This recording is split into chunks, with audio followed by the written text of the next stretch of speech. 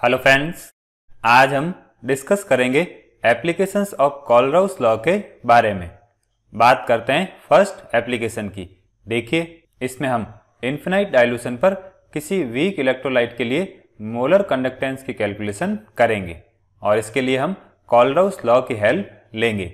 देखिए, अगर हम स्ट्रॉन्ग इलेक्ट्रोलाइट्स के लिए इन्फिनाइट डाइल्यूशन पर मोलर कंडक्टेंस की बात करें तो उसको हम ग्राफिकल मेथड की हेल्प से इजीली ऑब्टेन कर सकते हैं। जैसे इस मेथड में हम मोलर कंडक्टेंस और कंसंट्रेशन के बीच में ग्राफ प्लॉट करते हैं, फिर उससे इस तरह से रिजल्ट ऑब्टेन होते हैं।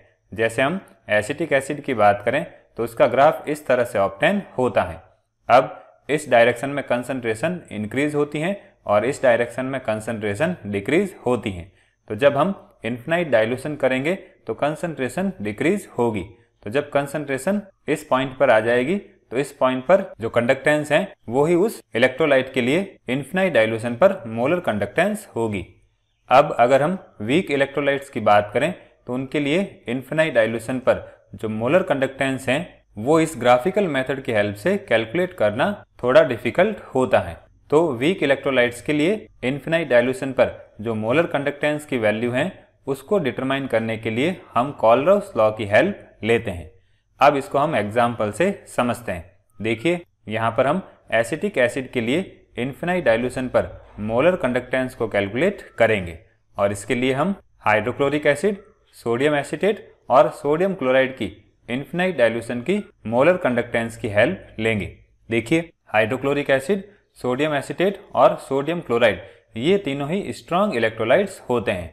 तो इन तीनों के लिए हम इन्फिनाइट डाइल्यूशन पर जो मोलर कंडक्टेंस की वैल्यू है वो ग्राफिकल मेथड की हेल्प से कैलकुलेट कर लेंगे और इसके बेसिस पर वीक इलेक्ट्रोलाइट एसिटिक एसिड के लिए हम इन्फिनाइट डाइल्यूशन पर मोलर कंडक्टेंस की वैल्यू फाइंड आउट करेंगे। देखिए, अगर हम कोलराउस लॉ की बात करें तो इसके अकॉर्डिंग किसी भी इलेक्ट्रोलाइट के लिए इन्फिनाइट डाइल्यूशन पर जो मोलर कंडक्टेंस की वैल्यू होती हैं वो आयंस की मोलर आयनिक कंडक्टेंस की सम होती हैं। तो एसिटिक एसिड की जो मोलर कंडक्टेंस है उसको हम इस फॉर्म में लिख सकते हैं। इसी तरह से HCl, सोडियम एसीटेट और NaCl के लिए जो मोलर कंडक्टेंसेस की वैल्यू हैं उनको भी हम इस फॉर्म में लिख सकते हैं। अब हमें इन तीनों स्ट्रॉन्ग इलेक्ट्रोलाइट्स के बेसिस पर इस वीक इलेक्ट्रोलाइट की मोलर कंडक्टेंस इन्फिनाइट डाइल्यूशन पर फाइंड आउट करनी है। तो इसके लिए हम क्या करेंगे, हाइड्रोक्लोरिक एसिड और सोडियम एसीटेट की जो मोलर कंडक्टेंस है उसका सम करेंगे और फिर उसमें से सोडियम क्लोराइड की मोलर कंडक्टेंस को माइनस कर देंगे। देखिए, इसको हम इस सिंपल फॉर्म में भी लिख सकते हैं। अब कोलराउस लॉ के अकॉर्डिंग हम इन सारी वैल्यूज को इस फॉर्म में भी लिख सकते हैं। फिर यहाँ से जब ब्रैकेट ओपन करेंगे तो माइनस आ जाएगा, फिर ये Na इससे कैंसिल हो जाएगा और ये इससे कैंसिल हो जाएगा। तो इस तरह से दोनों तरफ जो आयंस बचते हैं वो सिमिलर हो जाते हैं और ये एसिटिक एसिड की वैल्यू को रिप्रेजेंट करते हैं।